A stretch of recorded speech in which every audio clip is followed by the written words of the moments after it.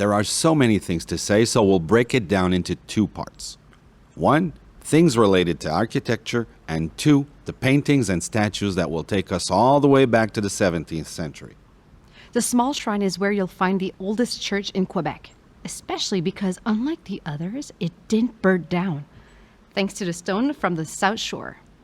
Local people have used the term small shrine since the 19th century to designate a space for prayer that's small but where faith is great.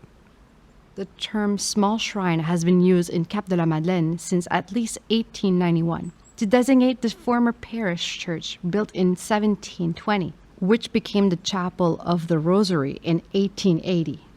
The architecture is of French classical inspiration, but it's a type of parochial architecture that's specific to Quebec. Because it's adapted to the local climate and conditions, including our winters.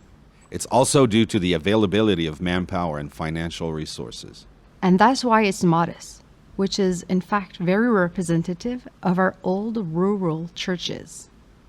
The period when this church was built was marked by a desire to design more simple churches by simply relying on the skills of craftsmen. For example, the one built in 1661 at the St. Mary Fiefdom, which we talk about a lot on the Origins cassette, is shaped like a cross, like a crucifix. With side chapels and a bell tower at the transept, while the one built in 1720, which is to say the small shrine, has an elongated configuration with a bell tower on the front. That correction was made after 1700 by the contractor architect Jean-Baptiste Mailloux. He modified the nave by turning it into a semicircular heart. And he did that without a plan, simply by relying on the skills of people. The choir was originally divided in two. The high altar was set against a partition wall with the sacristy located behind it. In 1762, a sacristy was attached to the church. It was enlarged in 1817 and replaced in 1845 with the current one. A bell cast in 1713, called Mary Magdalene, used to hang in the steeple. In 1907, it was replaced by the bell that's there now. The old bell is displayed in the museum. The small shrine's current annex was built in 1973. It was built with stones from the third church, the one that was linked to the 1879 Bridge of Roses. The pews are also from the third church. But now Rama will head inside to tell you about the paintings, the statues, the high altar, and other works of art. We won't make too much noise to avoid disturbing people who might be praying and meditating inside.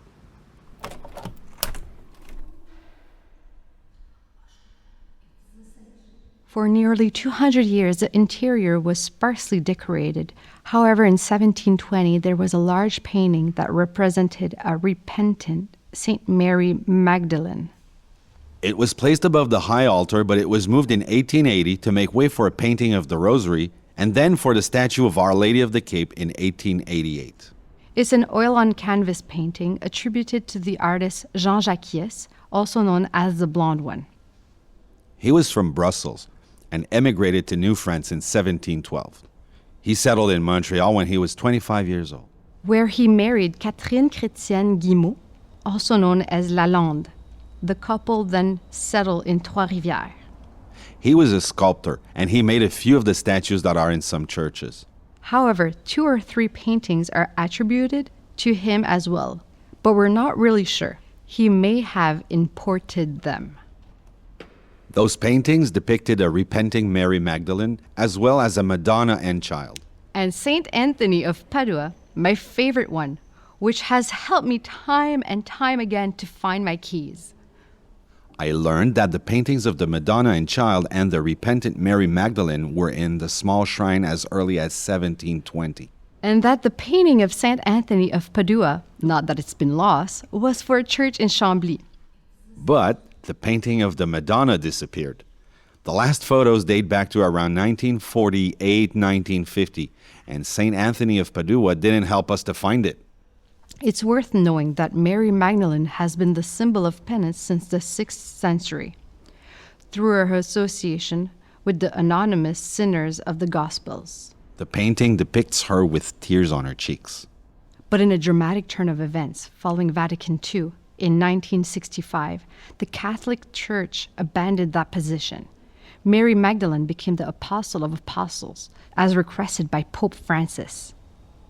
That's normal. She followed Jesus until his last days. She witnessed the crucifixion, the entombment, and she was the first to witness the empty tomb. And most importantly, she was the first to witness the resurrection of Christ. That's quite something. The curved painting... Hey, I'm the expert. I'm the one who studied art history. Ooh, pardon me, Miss Constance. Go ahead. And so, Grandma, the curved painting in the upper section depicts Mary Magdalene kneeling on a mat, eyes raised to the sky, hands clasped, with a pot of perfume at her feet. And 3 cherubs. Who seemed to open a cloud above Mary Magdalene, while a skull, a whip, and an open book lie at her side. The painting has a wood frame that's decorated with golden flowers and leaves. In 1807, Bishop Plessis ordered that the painting of St. Mary Magdalene be made more compliant with the rules of modesty. Right away, in fact, as soon as a painter could be found to cover the saint's right shoulder by adding hair. Cover that shoulder that I cannot behold. And you, Madam Expert, what do you have to say about the painting of Our Lady of the Rosary, besides the fact that it adorns the chapel of the small shrine? It's an oil on canvas painting depicting Mary and the child Jesus with St. Dominic and St. Catherine of Siena by a great unknown artist. Another great mystery of faith. But restoration of the painting made it possible to find initials on the lower left corner. The first letter seems to be a P and an L and then a B. An artist by the name of P.L.B. Or LPB. Perhaps it was the work of 2 painters, LP and PB. Brothers? Cousin? A father and a son company? There's nothing at all in the archives. Is there anything that we know for sure? The painting was restored in 1888 by Éléonore Boisvert, the second wife of painter Adolphe Roux. We can assume that it was then that Mary's dress was touched up with orange paint. I think Grandma told me that it had been touched up in 2002. Yes, indeed. It was again touched up in 2002 at the Ville-Marie Ink Studio in Montreal. The conservators think that the Mary Magdalene and Rosary paintings came from France and that they were from 2 different artists. Oh, that would explain why the child Jesus was probably painted by the master's student and St. Catherine by the master himself, which would explain why it's the best part of the painting. Ooh, you read my notes. The painting was located in the Confraternities Chapel in the small shrine's transept until 1888. But after construction of the third church, the painting was placed above the high altar to replace the one depicting Mary Magdalene, at the very moment when the small shrine became the chapel of the Holy Rosary. It stayed there until 1888 when the statue of Our Lady of the Cape was placed above the high altar. Today, the painting is behind St. Joseph in the small shrine. I know, Grandma.